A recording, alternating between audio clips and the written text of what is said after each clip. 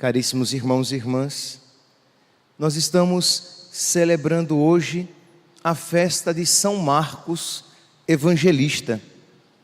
São Marcos é originário de uma família de Jerusalém, e uma antiga tradição diz que foi na sua casa, na casa de São Marcos, quando ainda ele era pichotinho, pequenininho, criança, molequinho, Nosso Senhor celebrou a primeira ceia na sua casa.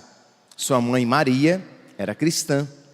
E também esta mesma antiga tradição diz que foi na sua casa que os apóstolos estavam reunidos no dia de Pentecostes. Então a família de Marcos era aquela família que acolhia os padres. Não sei se vocês conhecem, assim, sempre quando a gente, quando o seminarista faz pastoral em alguma paróquia, sempre há algumas famílias que acolhem os seminaristas e os padres. Pois bem, a família de Marcos era essa. E ele então pequenininho, meninote, ele conhecia Nosso Senhor. Não era discípulo porque era criança, mas ele via Nosso Senhor.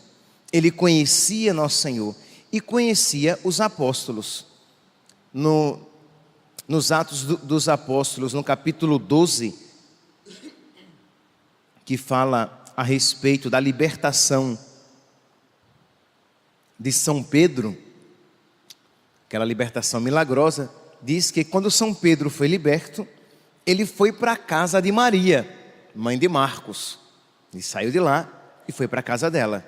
Então era uma família cristã e uma família, de alguma maneira, que tinha uma convivência muito próxima com Jesus e com os apóstolos. E isso ficou incutido no coração daquele menino que cresceu e se tornou discípulo de Nosso Senhor. Ele cresceu num ambiente cristão, ele cresceu num ambiente próximo daqueles homens consagrados a Cristo, e quis também ele ser um homem consagrado a Cristo. De modo que, jovem ainda, ele foi juntamente com São Paulo e São Barnabé, para uma missão. Entusiasmado, vocês podem imaginar o que um jovem, um adolescente, por volta entre os seus 16 a 20 anos, não mais do que isso, ele sai em missão. Só que era jovem demais e não deu certo.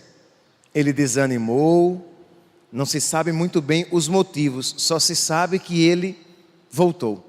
Ele, como se diz, ele pendurou as chuteiras, disse que não queria ser missionário e voltou sozinho para Jerusalém. São Paulo, que tinha um gênio muito forte, ficou por aqui com São Marcos, porque não se faz um negócio desse, não se abandona uma missão no meio do caminho. Mas ele voltou. Quando foi por ocasião da segunda missão de São Paulo, ele quis ir de novo. E aí São Paulo disse: não, comigo você não vai. Só que ele era primo de Barnabé. E aí, família, né? Você sabe, Barnabé disse: não, que é isso? Vamos levar. Ele era novo, ele era um jovem, agora ele amadureceu mais um pouco. E São Paulo disse: não, comigo ele não vai. E o negócio não foi bolinho não, foi uma discussão séria. Está aqui nos Atos dos Apóstolos, no capítulo 15, a partir do versículo 36. Ao termo de alguns dias, disse Paulo a Barnabé: voltemos, visitemos novamente os irmãos por todas as cidades onde pregamos a palavra do Senhor. Isto é, depois da primeira missão, São Paulo disse: vamos voltar novamente àquelas comunidades e visitá-las novamente. Chamou Barnabé. Barnabé, versículo 37, queria levar consigo também João, João Marcos, que tinha por sobrenome Marcos. Paulo, porém, achava que não devia ser admitido quem se tinha separado deles na Panfilha e não os havia acompanhado até o final do ministério. Houve, versículo 39, uma tal discussão que se separaram um do outro. Barnabé foi para um lado, juntamente com João Marcos, e Paulo foi por outro. Paulo disse: comigo ele não vai. Então, nós não vamos juntos, disse Barnabé. Então não vamos. São coisas que acontecem, mas como diz São Paulo, o mesmo São Paulo, tudo concorre para o bem dos que amam a Deus.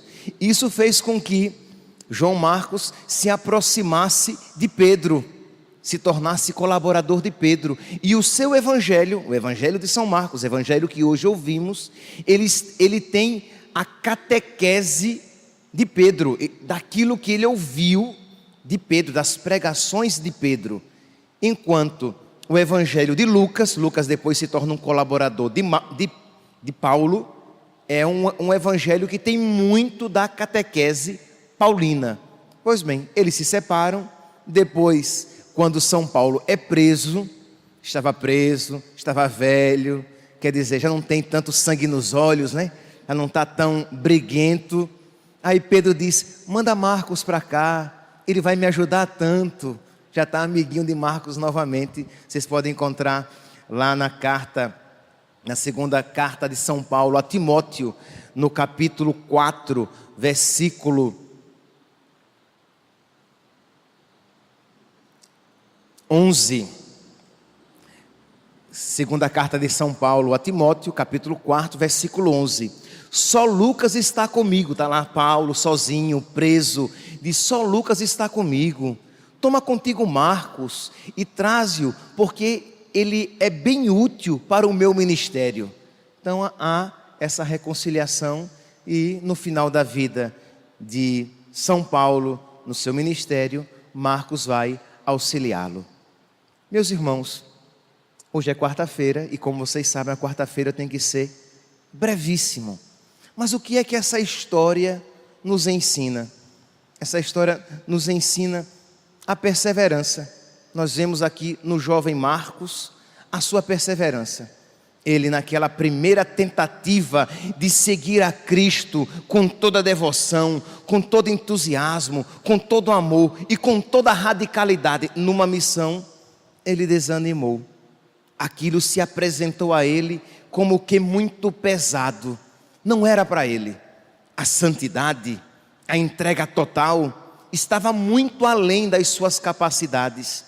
E ele, naquele primeiro momento, desanimou. Mas se ele tentou novamente uma segunda missão com Paulo, se ele depois se tornou colaborador de São Pedro, se ele depois vai ajudar São Paulo no final do seu ministério e depois morre derramando o seu sangue por causa de Cristo, é porque ele confiou mais na graça de Cristo do que nas suas poucas forças humanas. Isto é, se ele novamente insistiu em seguir a Cristo e em responder afirmativamente à graça de Deus, é porque ele confiou no poder da graça de nosso Senhor. Assim devemos ser nós também, quando nos deparamos com as nossas limitações, com as nossas fraquezas, infidelidades, incoerências. Ao invés de desanimarmos, ao invés de dizermos: não, ser santo não é para mim, ser santo é muita coisa, devemos suplicar a graça de nosso Senhor e tentar mais uma vez. Devemos dizer como Pedro disse a nosso Senhor, quando na barca disse: Pedro, lança as redes novamente. E Pedro disse: Senhor, não tem esperança nenhuma de pegar peixe, mas em atenção à tua palavra, eu lançarei as redes novamente.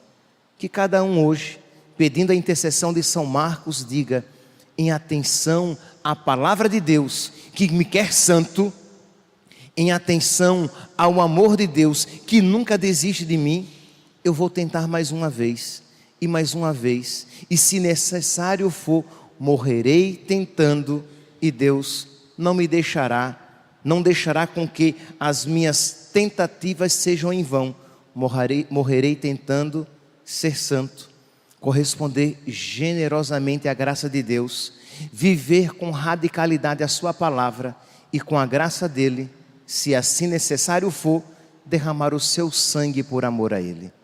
Que cada um hoje, neste dia 25 de abril, dia de São Marcos, evangelista e Marte, peçamos a nosso Senhor que ponha no nosso coração um amor tão grande e tão forte, que nos faça superar as nossas limitações e seguir nosso Senhor com generosidade e firmeza.